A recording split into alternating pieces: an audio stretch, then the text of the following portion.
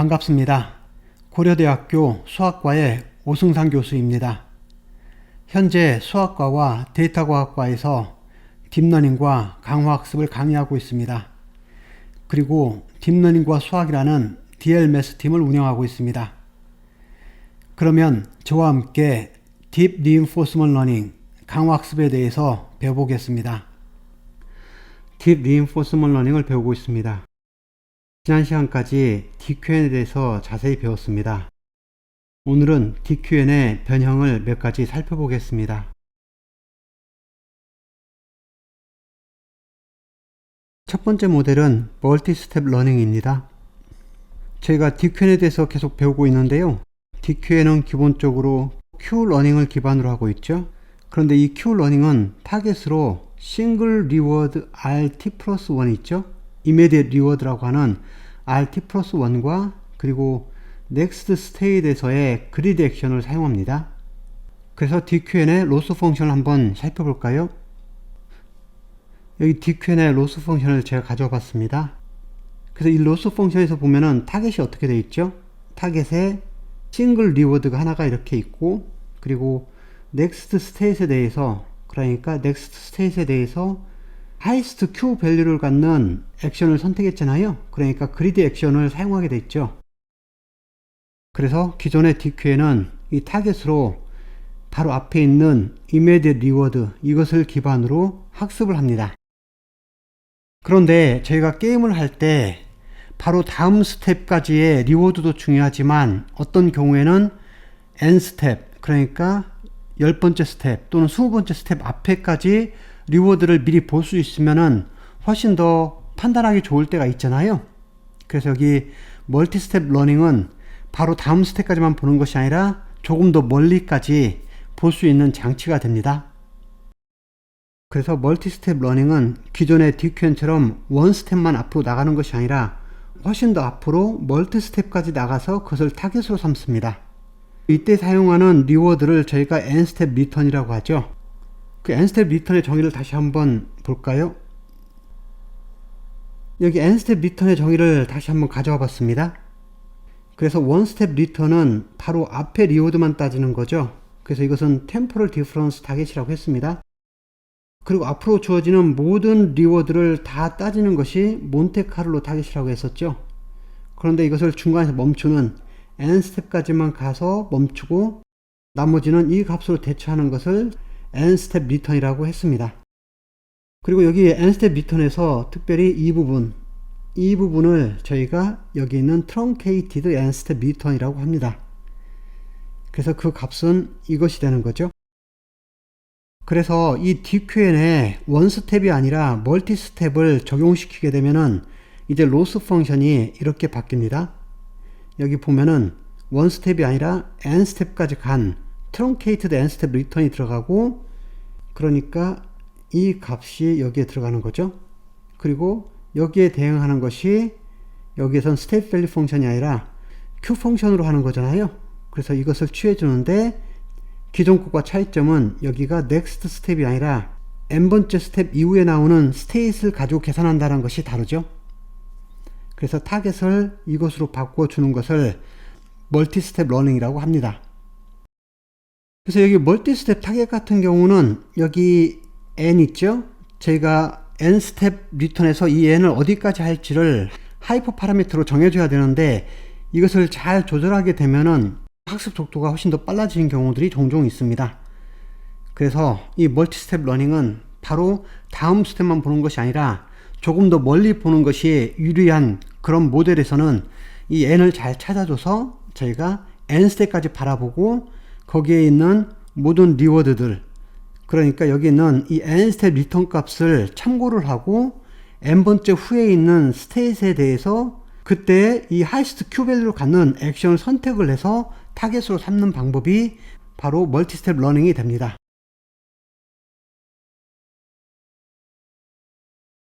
두 번째 배우는 DQN의 변형은 여기 있는 더블 DQN입니다. 더블 DQN은 DQN에 더블 Q 러닝을 적용한 것인데 이 더블 Q 러닝과 Q 러닝에 대해서 다시 한번 복습을 해보겠습니다. 제가 여기 Q러닝과 더블 Q러닝의 수도 코드를 잠시 가져와 봤습니다. 그래서 Q러닝의 타겟 부분을 살펴보면은 이 타겟 안에는 넥스트 스테이트에서 하이스트 Q 밸류를 갖는 액션을 선택하는 이 과정 있죠. 이 맥시마이제이션 오퍼레이션이 존재합니다. 그래서 이 Q러닝에는 이 맥스 오퍼레이션이 있기 때문에 이 Q 밸류에 대해서 제가 업데이트를 할 때 항상 하이스트 Q 밸류를 선택을 했잖아요. 그러니까 어느 정도 과대평가되는 부분이 있는 거죠. 그래서 이것으로 인해서 이 값들이 오버 에스티메이티드가 됩니다. 실제 값보다 더 높게 타겟이 책정이 되는 거잖아요. 그것으로 인해서 이 Q 값들이 조금씩 높게 책정이 되다 보면 이것이 반복적으로 진행되기 때문에 실제로는 이걸로 인해서 바이아스가 생깁니다. 그것을 오버 에스티메이션 바이아스라고 하는데, 더블 Q러닝은 이 오버 에스티메이션 바이아스를 줄이기 위해서 어떤 식으로 했냐면은 여기 있는 맥스 오퍼레이션 있죠? 이 맥스 오퍼레이션을 두 개로 자릅니다. 어떤 식으로 자르냐면은 하나는 액션 셀렉션 파트하고 액션 이밸리에이션 파트로 이렇게 서로 나눕니다. 그래서 리인포스먼트 러닝에서 이 Q러닝을 할 때는 저희가 Q 네트워크가 아니라 Q 테이블을 사용한다고 했었잖아요. 그래서 여기 Q러닝에서는 하나의 Q 테이블을 사용하는데 이제 더블 Q러닝에서는 Q 테이블이 두 개가 있는 거죠. 그래서 이 중에 하나는 액션 셀렉션에 관련된 것이고 또 다른 하나는 액션 이밸리에이션에 관련이 됩니다. 그래서 이 부분이 구체적으로 어떻게 바뀌었는지 살펴보면은 이렇게 바뀌었습니다. 그래서 이 부분을 Q1 테이블 입장에서 바라보면 어떻게 되는 거죠? 여기 Q1 값이 동일하게 다 이렇게 있죠. 그런데 하나 차이점이 여기만 Q2 값으로 바뀌어 있네요. 그러니까 위에서는 같은 Q 테이블 안에서 이 값을 가장 크게 갖는 액션을 선택한 다음에 그 액션에 의해서 이 값을 바로 찾아서 썼죠. 그런데 이 밑에서는 어떻게 하나요? 여기 Q1 테이블에서 가장 하이스트 Q 값을 갖는 액션을 선택을 한 다음에 이 액션을 Q1 테이블에다 넣는 것이 아니라 또 다른 테이블인 Q2 테이블에다 집어넣어서 그 값을 선택을 합니다. 그럼 어떻게 되는 거죠? 이 액션은 Q1 테이블에서는 모든 액션 중에서 가장 맥시멈 값을 고르겠지만 이 액션이 Q2 테이블에서는 맥시멈 값이라는 보장이 없는 거잖아요. 그러니까 전체적으로 값을 조금 낮춰주는 효과가 있습니다. 그래서 여기 맥스 오퍼레이션이 있는 곳에 여기 Q1 테이블은 액션 셀렉션에서 사용된 거죠. 그런데 Q2 테이블은 어떻게 되나요? 액션 이밸리에이션에서 사용이 되는 겁니다. 이렇게 역할을 분담을 해서 오버 에스티메이션 바이아스를 줄여주는 그런 효과가 있습니다. 그래서 실제로는 Q1 테이블과 Q2 테이블이 다 업데이트가 돼야 되잖아요. 그러니까 0.5 확률로 나누어서 교대로 이것이 업데이트가 됩니다. 이것이 더블 Q 러닝인데 여기에 있는 이 아이디어를 그대로 제가 DQN에도 적용을 시키겠습니다. 그 전에 한 가지 제가 생각해 볼 것이 있는데 여기 잘 보면은 지금 여기 Q밸류 값을 저희가 찾아가는 거잖아요. 그런데 이 Q밸류 값에 오버 에스티메이팅이 돼서 문제가 된 거였잖아요. 그런데 만약에 모든 스테이트 액션 페어에 대해서 이 Q밸류 값이 전반적으로 동일하게 상승을 하면 어떻게 될까요? 그 말이 여기 있는 유니폼리 오버 에스티메이팅이 됐다는 건데요. 모든 스테이트 액션 페어에 대해서 일정 값만큼 같이 다 플러스가 된 거예요. 그러면 실제로 아무 문제가 없습니다. 왜 그러냐면 저희는 Q밸류 값이 중요한 것이 아니라 이 Q밸류 값을 가장 크게 갖게 하는 액션을 찾는 것이 항상 중요했잖아요. 그런데 모든 액션에 대해서 동일하게 이 Q밸류 값이 상승을 하게 되면은 가장 맥시멈 값을 갖는 그 액션을 고를 때에는 실제로는 아무 문제가 없죠. 여기 있는 렐러티브 액션 프리퍼런스에 대해서는 아무런 문제가 생기지 않습니다. 그래서 이런 경우는 괜찮아요. 그런데 강화학습에서 스테이트 액션 페어에 대해서 그 Q 테이블을 업데이트 할 때 모든 스테이트 액션 페어에 대해서 업데이트 하는 것이 아니라 제가 게임을 진행하는 그 에피소드 안에 등장하는 스테이트 액션 페어에 대한 Q밸류 값만 업데이트를 하는 거죠. 그러니까 전체적이 아니라 일부만 업데이트가 되기 때문에 문제가 생기는 거죠. 그래서 이 오버 에스티메이션이 유니폼하지 않고 일부만 생기는 것이고 그리고 그것이 중요한 스테이시라고 해서 더 집중도 되는 것도 아니잖아요. 그러니까 결과적으로 얻어지는 이 팔러시가 그 퀄리티가 실제로는 안 좋은 쪽으로 부정적인 영향을 그렇게 받게 됩니다. 결국은 에피소드에 등장하는 스테이트 액션 페어에 대해서만 이 값들이 계속 더 오버 에스티메이트 되는 그런 부정적인 효과가 있는 거잖아요. DQN에서도 마찬가지예요. DQN도 동일하게 이런 맥스 오퍼레이션을 사용하기 때문에 문제가 생기는데, 이제는 이 DQN에 더블 Q 러닝을 적용을 시켜서 이 오버 에스티메이션 바이어스를 줄이려고 합니다. 그래서 여기 보면 더블 DQN은 여기 DQN에 Q러닝이 아닌 더블 Q러닝을 그대로 적용을 시키는 거죠. 그렇게 해서 오버 에스티메이션을 줄이려고 합니다. 그런데 더블 Q러닝보다 더 쉬운 것은, 더블 Q러닝에서는 기존의 Q러닝은 Q테이블이 하나 있었는데 더블 Q러닝은 두 개의 Q테이블을 만들기 위해서 새로 하나를 더 만들어야 됐잖아요. 그런데 DQN은 어떻게 되죠? DQN은 이미 네트워크가 두 개가 있어요. 비헤이비어 네트워크가 있고 타겟 네트워크가 이미 두 가지가 있습니다. 그러니까 이것을 잘 사용하면 굳이 저희가 새로운 네트워크를 만들 필요가 없다는 것이 아주 좋은 점이 됩니다. 그래서 여기 DQN의 로스 펑션을 잠깐 볼까요? 비헤이비어 네트워크 이렇게 있죠? 그런데 타겟 네트워크도 이미 있습니다. 그리고 서로 다른 네트워크 두 개가 이미 있잖아요. 그러니까 이게 더블 Q 러닝에서 마치 이것이 Q1 테이블 역할을 하고 이것이 Q2 테이블 역할을 한다고 생각하면 되겠죠. 그래서 저희가 실제 바꿔줘야 되는 부분은 여기인데요.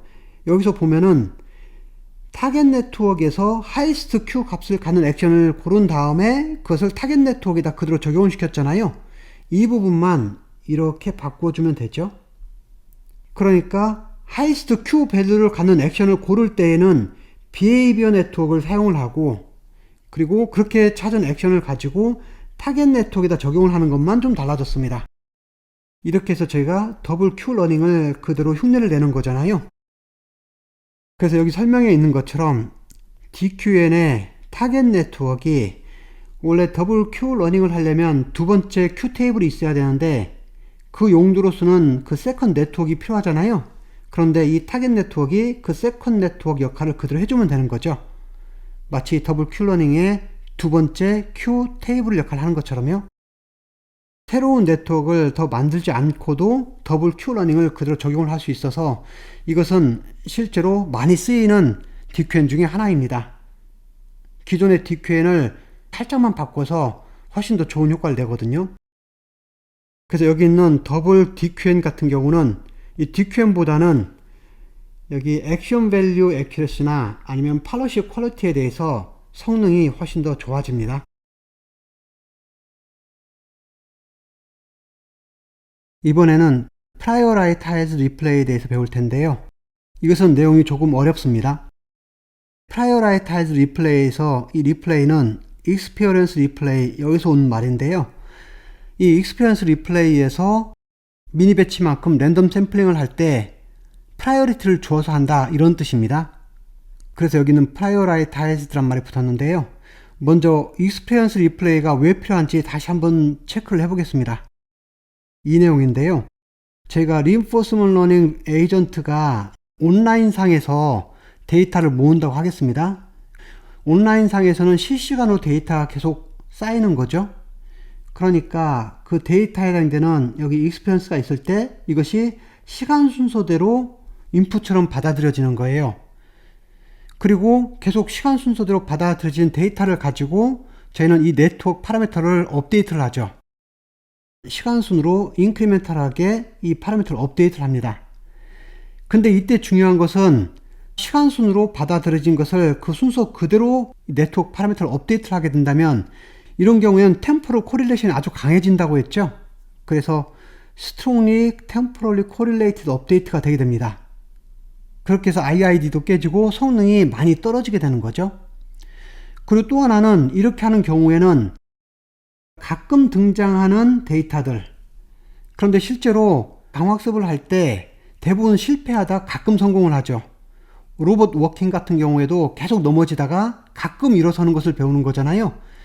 그런 가끔 나오는 데이터들 중에서 중요한 게 많은데, 그런데 기존에 익스피리언스 리플레이를 사용하지 않고 한번 데이터를 가져와서 학습을 하고 그것을 버리게 된다면은 그런 중요한 데이터들을 저희가 바로 잊어버리게 되는 거죠.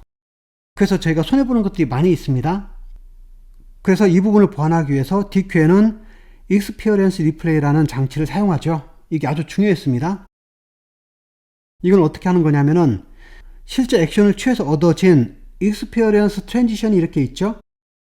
이것을 가지고 바로 네트워크 파라미터를 업데이트하는 것이 아니라 이것을 리플레이 버퍼에 저장을 했죠. 그리고 이 리플레이 버퍼는 상당히 큰 스케일이었습니다.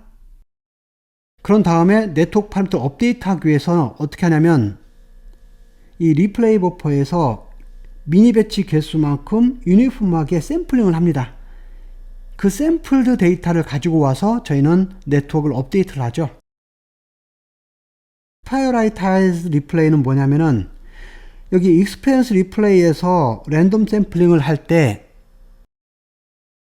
이 랜덤 샘플링에서 유니폼하게 고르는 것이 아니라 중요한 데이터를 좀 더 많이 가져올 수 있도록, 중요한 데이터를 가지고 학습을 더 많이 하고 싶은 거잖아요. 그러니까 여기 리플레이 버퍼 안에 있는 트랜지션에다가 프라이어리티를 주는 거예요. 그래서 중요한 트랜지션은 미니 배치로 가져올 때 조금 더 자주 가져올 수 있도록 하는 장치가 됩니다. 그래서 여기 있는 것처럼 이 리플레이 버퍼 안에는 지금 익스피리언스 트랜지션들이 많이 있는데 여기에다가 프라이어리티를 준 다음에, 그러니까 그 프라이어리티는 특정한 확률로 표현이 될 텐데요. 중요한 단어일수록 확률값이 높아서 미니 배치로 가져올 확률이 높아지는 거예요. 그러면 여기 중요도에 따라서 이 확률값이 커질 텐데 그 중요하다는 것의 판단 기준이 무엇인지 그것을 어떻게 했냐면은 템포럴 디퍼런스 에러를 가지고 그 중요성을 파악합니다. 리플레이 버퍼 안에 있는 데이터 샘플들 중에서 어떤 것이 중요한지 중요하지 않은지를 그 각각 트랜지션마다 템포럴 디퍼런스 에러를 기록하고 있다가 그 템포럴 디퍼런스 에러가 크면 클수록 중요한 데이터로 인식을 할 거예요.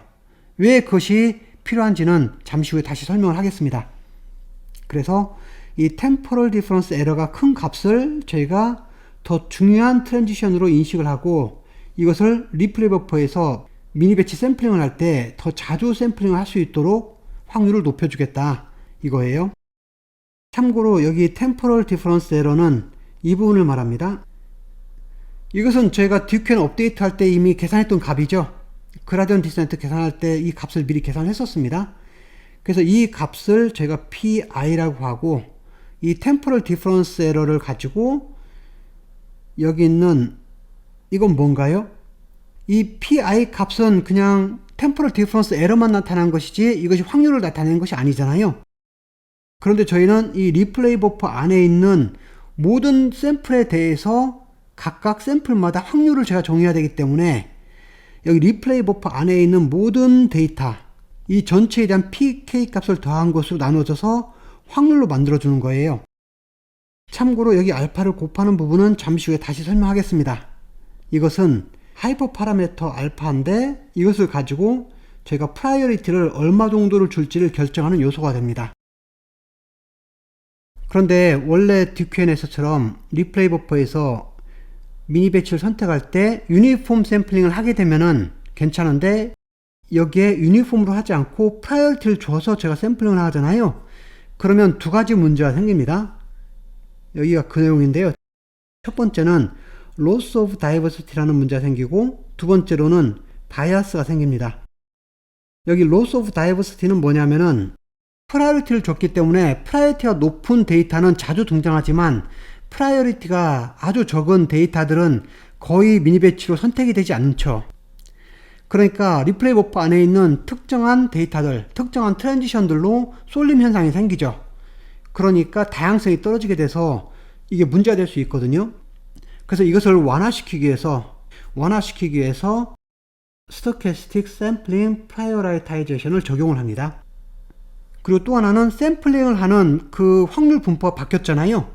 그러니까 바이어스가 생기는데 이 바이어스를 교정을 하기 위해서는 Important Sampling Weight라는 것을 저희가 적용을 해야 됩니다. 그래서 이 두 가지도 자세히 배워보겠습니다. 먼저는 프라이어리티로 템포럴 디퍼런스 에러를 사용하는 이유를 체크를 해보겠습니다.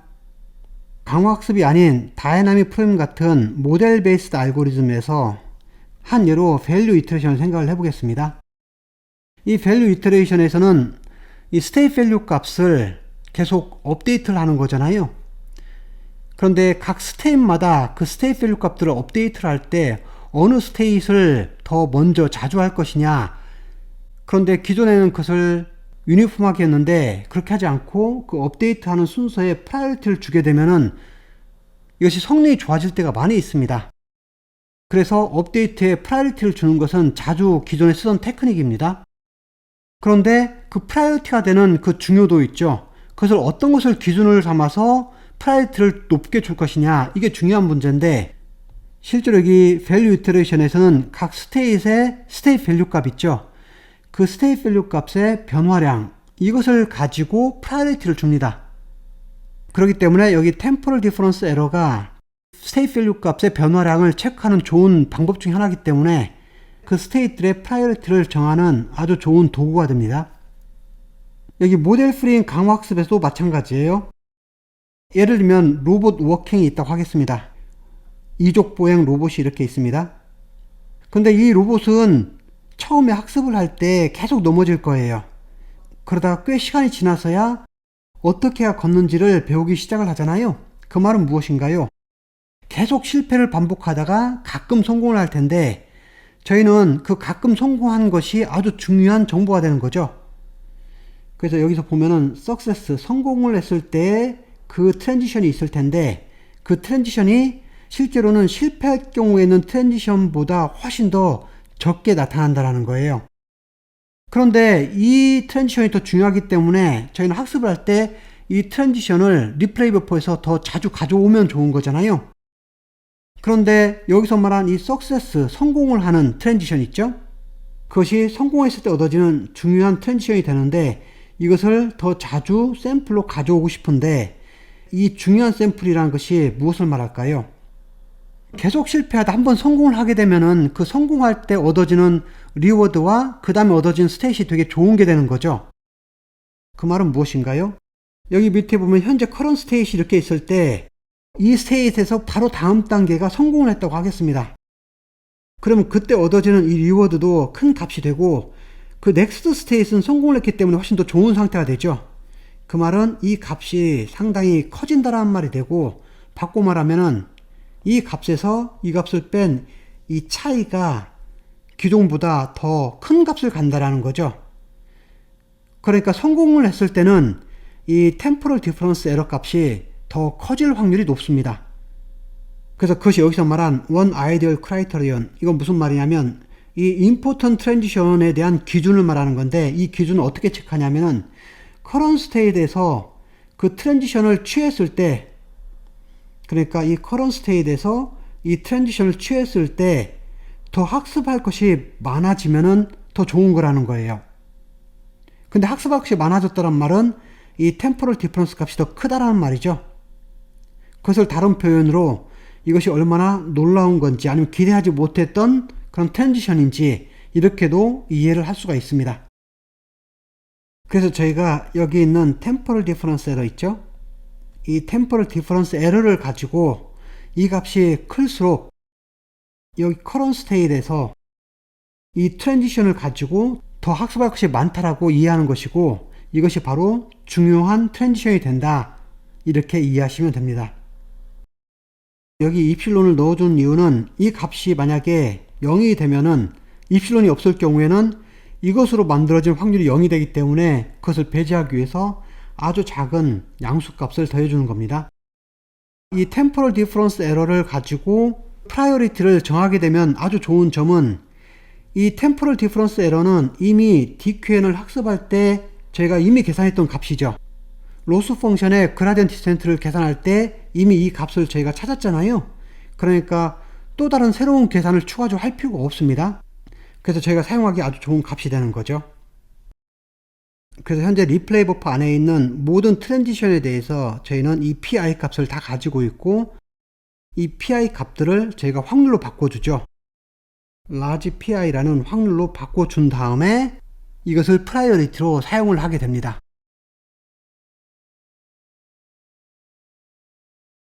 리플레이 버프 안에 라지 n개만큼의 트랜지션이 있다고 했는데 그 각각 트랜지션마다 저희가 템포럴 디퍼런스 에러 값인 pi 값들을 가지고 있죠. tn 플러스 1부터 해서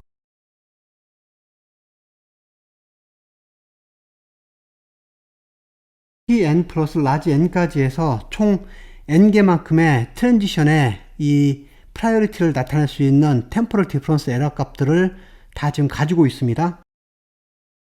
그러면 저희가 비헤이비어 네트워크에 있는 파라미터를 업데이트할 때 미니 배치 단위로 업데이트를 하잖아요.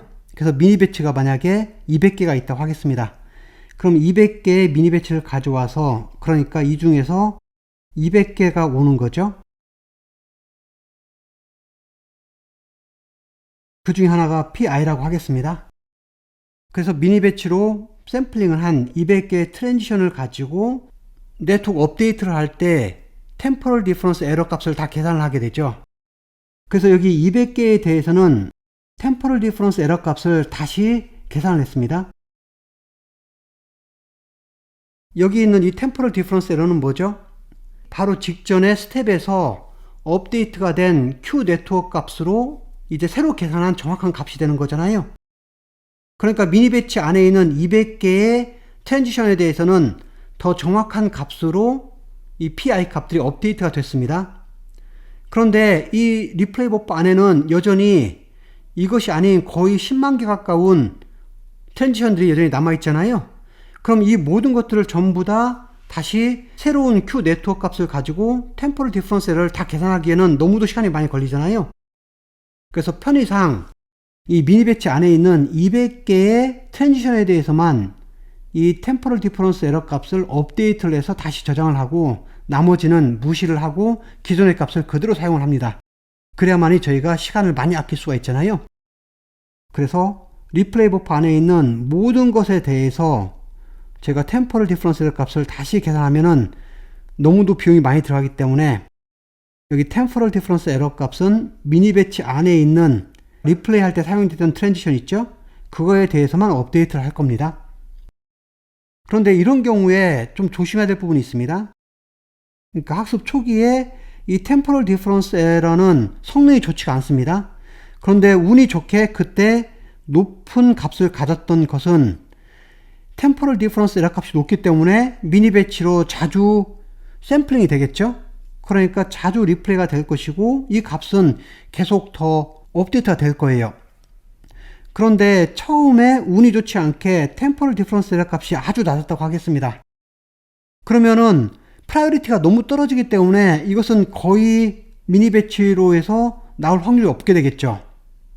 그러니까 이것은 업데이트가 거의 되지 않습니다. 그 말은 무슨 말인가요? 초기에 템포럴 디퍼런스 에러 값을 크게 나왔던 것들은 주로 많이 나오게 되고 그것들만 계속 업데이트 하다 보면은 결국은 lack of diversity, 그러니까 다양성이 떨어지고 일부 데이터로 쏠림 현상이 생기겠죠. 그러니까 일부 데이터에 의해서 학습이 되기 때문에 이것은 쉽게 오버피팅이 발생합니다. 그래서 여기 lack of diversity 이 문제를 해결하기 위해서 어떤 것을 사용하냐면은 stochastic sampling prioritization을 사용하게 됩니다. 그게 뭐냐면은 원칙적으로는 저희가 템포럴 디퍼런스 값을 계산을 했으면 이 부분만 가지고 저희가 이 확률을 계산하는 것이 맞죠? 여기 있는 알파를 사용하지 않는 게 맞습니다. 그래서 알파를 제가 사용하지 않았다는 말은 알파 값이 만약 1인 경우라면 어떻게 되는 거예요? 알파 값이 1이라는 말은 정확히 템포럴 디퍼런스 에러를 가지고 프라이어리타이제이션을 한 것을 그대로 적용했다는 말이 되는 거죠. 그런데 만약 여기 알파 값을 제가 0으로 바꿔주면 어떻게 되나요? 이 값은 여기 리플레이 버퍼의 사이즈 라지 n분의 1이 되는 거죠, 무조건. 그러니까 모든 트랜지션들이 다 똑같은 확률을 갖게 되는 거잖아요. 그러니까 이 경우는 프라이어리티가 지금 없는 거죠. 이 경우는 유니폼 랜덤 샘플링이 돼서 기존의 디큐잉과 동일한 거죠. 프라이어리티를 전혀 사용하지 않은 것이 된 겁니다. 알파가 1에 가까울수록 프라이어리티를 최대한 적용한 것이고 알파가 0에 가까울수록 유니폼 랜덤 샘플링을 적용한 것이잖아요. 그러니까 이 알파 값이 이 둘 사이에 인터폴레이팅 역할을 한다는 겁니다. 그래서 하이퍼 파라미터 알파는 저희가 얼마나 프라이어리티를 줄 것인지를 결정하는 데 사용하는 중요한 요소가 됩니다. 이것을 제가 스토캐스틱 샘플링 프라이어라이타이제이션이라고 부릅니다. 이것이 첫 번째 문제였고, 두 번째 문제는 뭐였나요? 제가 랜덤 샘플링을 할 때 유니폼이 아니라 지금 프라이어리티를 줬죠. 그 프라이어리티를 줘서 샘플을 하는데 그것이 업데이트 될 때마다 그 프라이어리티가 또 계속 바뀌기 때문에 실제로는 샘플링하는 그 디스트리뷰션 자체가 계속 바뀝니다. 그러니까 샘플링하는 그 확률 분포가 바뀌게 되면 어떻게 되는 거죠? 이것으로 인해서 또 다른 바이아스가 생겨나게 되는 거죠. 바이아스가 생겼을 때 저희가 이것을 어떻게 다시 보정을 하나요? 그때 사용하는 방법이 임포턴스 샘플링이었습니다. 그래서 저희는 이 임포턴스 샘플링 웨이트를 잘 찾아줘서 이 바이아스로 바뀐 부분을 다시 보정을 해줘야 됩니다. 그래서 여기에서는 그 임포턴스 샘플링 웨이트로 이 값을 사용을 합니다. 그래서 바이아스가 생긴 부분을 교정을 해주는 거죠. 근데 이 식의 의미를 한번 보겠습니다. 조금 전에 설명한 것처럼 제가 유니폼 디스트리뷰션을 사용하게 되면 여기에 있는 이 각각 샘플들의 프라이어리티가 n분의 1로 확률이 n분의 1로 나오면 되는 거죠. 모두가 n분의 1이면은 균등하게 저희가 미니 배치 샘플링을 하게 되는 겁니다. 그런데 지금 두 개의 트랜지션이 예로 있는데 하나는 확률이 n분의 10이 되고 또 다른 것은 훨씬 작아서 n분의 0.1이라고 하겠습니다. 그럼 이 경우에 미니 배치를 할 때 이 두 개가 어떻게 되나요? 여기 1번 트랜지션이 샘플링이 될 확률이 2번 트랜지션에 비해서 100배나 더 많은 거죠. 그러니까 1번 트랜지션이 100배나 더 많이 등장하도록 중요하게 사용이 된다는 거죠. 그런데 여기서 임포턴스 샘플링 웨이트를 한번 계산을 해보면 어떻게 되는 거죠? 여기서 베타를 일단 1로 가정을 해보겠습니다. 1번 트랜지션 같은 경우는 n분의 10분의 1이 되는 거죠. 2번 트랜지션은 어떻게 되나요? n분의 0.1분의 1이 됩니다. 그래서 궁극적으로는 DQN의 비헤이비어 네트워크의 파라메타를 업데이트 할 때 여기 미니 배치에서 이렇게 샘플링한 이 트랜지션을 사용을 하죠. 이 트랜지션을 사용해서 그라디언 디센트를 써서 파라미터를 업데이트 합니다. 그런데 그것을 업데이트 하기 전에 임포턴스 샘플링 웨이트를 곱해서 업데이트를 하게 됩니다. 그 말은 어떤 것이 되냐면은 이것이 서로 약분이 돼서 대략 n분의 1과 같은 효과를 낸다라는 거죠. 오른쪽도 마찬가지예요. 이 트랜지션을 가지고 파라미터 업데이트를 할 때 업데이트 하기 직전에 이 웨이트 값을 곱해 줄 거예요. 그러면 여기서 마찬가지로 이것들이 서로 약분이 돼서 마치 n분의 1 효과를 내는 겁니다. 이렇게 해서 바이아스를 없애주는 역할을 하는 겁니다. 그래서 밑에 설명에 있는 것처럼 하이퍼 파라미터 베타가 만약 1이라고 한다면은 여기 각 트랜지션마다 프라이어리티가 있죠. 그리고 이것은 non 유니폼입니다. 그런데 마지막 그라디언 디센트를 할 때 이 임포턴스 샘플링 웨이트를 곱해주면은 방금 말한 것처럼 전부 이렇게 바뀌는 효과가 되는 거죠. 그래서 non 유니폼 프라빌리티에 대해서 이것이 정확히 컴펜세이션 시킨다. 이 말은 이것을 다시 유니폼으로 복원을 시켜준다. 이런 의미를 갖고 있습니다. 그래서 마지막 제가 그라디언 디센트를 할 때 템포럴 디퍼런스 에러가 이렇게 있잖아요. 여기에다가 실제로는 이 값만 가지고 그라디언 디센트를 적용하는 것이 아니라 이 웨이트를 곱해줘서 임포턴스 샘플링 웨이트를 곱해줘서 그렇게 해서 네트워크 파라미터를 업데이트를 합니다. 그런데 한 가지 더 추가할 내용은 이 값을 그대로 여기다 적용을 하게 되면은 스테빌리티에 문제가 생깁니다. 그래서 스테빌리티를 위해서 실제로는 노멀라이제이션을 사용합니다. 그래서 이 웨이트 값 중에 맥시멈 값으로 나누어 줘서 어느 정도 균일화 시켜서 곱해준다는 것만 조금 더 참고하시면 됩니다. 그래서 한 가지 더 언급해야 될 내용이 이렇게 있는데 조금 전에 말한 것처럼 하이퍼 파라미터 베타가 1이 되면 어떻게 된다고 했죠? 그렇게 되면은 이 프라이어리티에 대해서 거의 다시 프라이어리티가 없는 것으로 유니폼 디스트리뷰션처럼 바뀌어지는 효과가 나온다고 했잖아요. 그러니까 바이아스를 많이 줄일 수 있게 되는 거죠. 그래서 학습이 거의 끝나갈 때는 거의 컨버전스가 다 된 거죠. 네트워크 파라미터들이 거의 컨버저가 다 돼간 상황인데 이때는 만약 바이어스가 심하면 상당히 문제가 됩니다.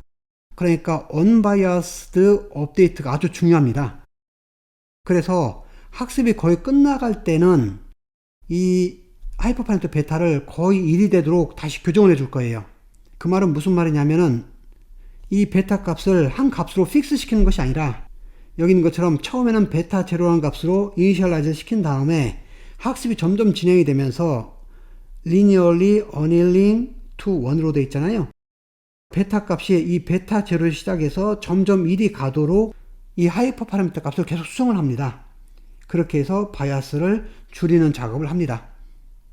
그래서 저희가 리플레이 버퍼에서 미니 배치를 할 때 랜덤 샘플링이 아니라 프라이어리티를 줘서 샘플링을 하게 되면은 생기는 두 가지 문제인 leg of diversity와 여기 바이아스가 생기는 문제가 있다고 했잖아요. 이것을 스토캐스틱 샘플링 프라이어라이타이제이션과 임포턴스 샘플링 웨이트를 사용해서 교정하는 부분들을 체크해 봤습니다.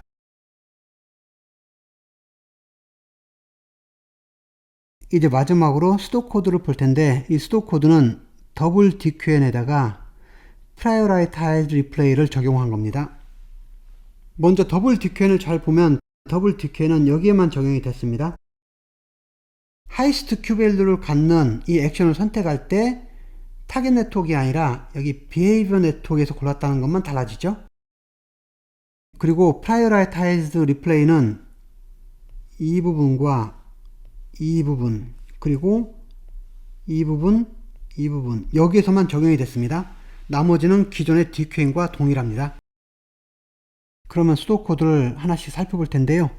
먼저 여기 하이퍼 파라미터로는 미니 배치 사이즈를 정해줘야 되고 그리고 여기 리플레이 버퍼의 사이즈도 정해줘야 되고 그리고 여기 이 알파는 뭐죠? 스토캐스틱 샘플링을 할 때 사용했던 하이퍼 파라미터죠. 그리고 이 베타는 임포턴스 샘플링을 할 때 사용했던 하이퍼 파라미터가 됩니다. 그리고 여기 리플레이 피리어드 K는 잠시 후에 다시 설명을 하겠습니다. 초기 리플레이 버퍼를 라지 N개만큼으로 용량으로 만들어 놓고 여기 그라디언 변화량인데 처음에 0으로 세팅을 해 놓고 그리고 이제 첫 번째 트랜지션이 오면은 이 트랜지션에 대한 여기 프라이어리티를 먼저 1로 해 놓겠습니다. 왜 그러냐면 첫 번째 트랜지션 하나밖에 없으니까 당연히 확률이 1이 돼야 되겠잖아요. 그래서 1로 처음엔 세팅을 하겠습니다. 그래서 이제 에피소드의 시작인 첫 번째 스테이시 이렇게 왔습니다. 그런 다음에 지금 T번째 스테이시 왔다고 하면은 이 T번째 스테이시에 대해서 이제 액션을 선택을 해야 되죠. 액션을 선택할 때는 여기 비헤이비어 네트워크에서 이 하이스트 Q 밸류를 갖는 액션을 선택하는 거죠. 그런데 엄밀히 말하면 이필론 그리디 팔러시를 썼기 때문에 1-이필론 확률로 여기 하이스트 Q 밸류를 갖는 액션을 취하는 것이고 나머지 이필론 확률만큼은 랜덤하게 고르는 거예요. 그리고 여기서 사용되는 이 네트워크는 CNN Behavior Q 네트워크를 사용하는 거죠. 그런 다음에 이 액션을 가지고 이뮬레이터에다가 실행을 시켜서 저희는 Immediate Reward RT 플러스 1과 Next State ST 플러스 1을 얻습니다. 이렇게 하면 결국은 저희는 Present State과 Action, Reward, Next State 이 4 tuple 을 얻게 되는 거죠. 그 4 tuple을 가지고 이것을 리플레이 버퍼에 저장을 합니다. 그런데 이제는 리플레이 버퍼에 저장을 할 때 저희는 트랜지션만 기록하는 것이 아니라 이 트랜지션의 프라이어리티를 나타낼 수 있는 템포럴 디퍼런스 에러 값도 저장을 해야 되죠. 그런데 방금 제가 생성한 이 트랜지션에 대해서는 아직 템포럴 디퍼런스 에러를 계산 안 했습니다. 그것은 제가 나중에 여기서 할 거잖아요. 그러니까 아직 계산을 안 했기 때문에 이것을 일부러 계산할 필요는 없습니다. 왜 그러냐면은 지금 가장 최근에 나온 이 트랜지션은 실제로는 가장 중요한 정보라고 얘기해도 되는 거죠. 그러니까 인위적으로 저희가 이 리플레이 버퍼 안에 있는 모든 트랜지션 중에서 여기 템포럴 디퍼런스 에러 값이 가장 큰 값으로 정해줄 거예요. 왜 그러냐면은 가장 최근 데이터니까 가장 저희가 프라이어리티를 높게 준다는 뜻이에요. 그러면 저희가 굳이 이 템포럴 디퍼런스 에러를 미리 계산할 필요 없는 거잖아요. 그런 다음에 이 부분을 잘 보겠습니다. 이 부분은 뭔가요? t가 라지 k의 배수가 됐을 때만 이 부분이 진행이 되는 거예요. 그러니까 처음에 t가 2일 때는 어떻게 되는 거죠? 이 부분을 진행하지 않고 바로 돌아옵니다. t가 2일 때도 돌아오죠. 그러다가 t가 라지 k가 됐을 때 비로소 여기를 진행을 하죠. 그 말은 무슨 말이죠? k번을 이 부분만 반복한다는 뜻이 되는 거죠. 그럼 무슨 일이 생기나요? k번을 반복하는 동안에 이 트랜지션이 k개가 생기는 거죠. 그러니까 리플레이 버퍼에다가 k개의 트랜지션을 저장을 합니다. 왜 이게 필요하냐면은 데이터 샘플을 하나 올 때마다 리플레이 버퍼에다 집어넣고 그것을 미니 배치 200개씩 끄집어내서 네트워크를 업데이트하고 그런 다음에 업데이트된 네트워크를 가지고 이제 새로운 트랜지션 하나 얻어서 하나를 리플레이 버퍼에다 넣고 근데 이런 식으로 하면은 리플레이 버퍼에 새로운 트랜지션들이 너무 띄엄띄엄 저장이 되는 거죠. 그러니까 그것을 막기 위해서 예를 들면은 이 라지 K를 저희가 100으로 잡는다면은 여기에서 실제 얻어진 데이터 샘플인 트랜지션을 100개를 리플레이 버퍼에다 집어넣고 그리고 나서 미니 배치만큼 끄집어내서 한번 학습을 한다 이런 뜻이에요. 그래서 리플레이 버퍼 안에 뉴 트랜지션을 훨씬 더 빨리빨리 집어넣을 수 있는 장점이 있죠. 그럴 때 저희가 리플레이 피리어드 K를 사용을 합니다. 그래서 이제 K번만큼 이것이 리플레이 버퍼에 저장이 되면 이제 본격적으로 이게 진행이 되는 겁니다.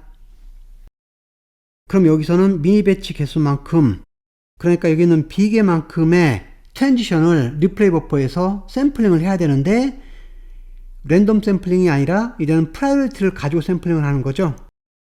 근데 그 프라이어리티를 어떻게 정했다고 했죠? 여기 각각의 템포럴 디퍼런스 에러 값들이 있는데 여기에 스토캐스틱 샘플링을 하기 위해서 이 알파 파워만큼을 취해준 다음에 이것에 대해서 저희가 전체적으로 합한 값을 나눠줘서 확률을 계산하는 거죠. 그래서 이 프라이어리티를 계산을 한 다음에 이 프라이어리티가 나타내는 확률 분포를 가지고 샘플을 고릅니다. 그리고 샘플로 고른 이 트랜지션에 대해서 여기 WI 그러니까 Importance Sampling Weight를 계산을 하죠. 그 계산하는 방법은 이거 분의 1에다가 베타승을 내주는 거죠. 그리고 나서 노멀라이즈 시키기 위해서 이 WK의 맥시멈 값으로 나눠준다고 했습니다. 그래서 저희가 여기 B개만큼의 미니 배치를 할 때 여기 프라이어리티를 따라서 샘플링을 하고 그 샘플에 대해서 Importance Sampling Weight를 계산을 해놓고 원래 DQNS처럼 여기 Temporal Difference Error를 계산을 합니다. 근데 이것을 계산할 때 더블 DQN이기 때문에 이 부분만 살짝 바뀌었다고 했죠. 그리고 나서 이제는 이 Temporal Difference Error를 두 가지 목적으로 사용하죠. 한 가지는 이 Temporal Difference Error를 가지고 다시 여기서 방금 샘플링한 이 트랜지션의 Temporal Difference Error 값을 업데이트를 합니다. 그리고 나서 이 Temporal Difference Error를 가지고 여기 있는 것처럼 Gradient Descent 방법을 쓸 때 그 앞에 Importance Sampling Weight 값을 곱해서 저희가 이것을 업데이트를 합니다. 그래서 여기 미니 배치 개수만큼 여기 저희가 업데이트해야 될 그라디언트 값들을 모아놨죠.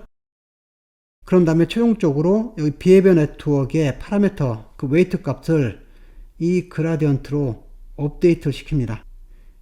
그리고 나면 이제 한번 업데이트가 끝났기 때문에 다시 이것을 0으로 만들어줘서 이것은 다음 미니 배치에서 다시 또 그라디언트 값을 축적하는 데 사용하겠죠. 그리고 DQ에서 저희가 타겟 네트워크 때문에 이런 전체 작업이 C스텝 정도 지난 다음에 타겟 네트워크의 파라미터를 비헤이버 네트워크의 파라미터로 리플레이해서 업데이트 한다고 했죠. 이렇게 해서 정상적으로 학습이 되는 거죠. 그래서 오늘은 저희가 더블 DQN의 Prioritize Replay를 써서 하는 수도 코드까지 살펴봤습니다. 오늘은 여기까지 하겠습니다. 수고하셨습니다.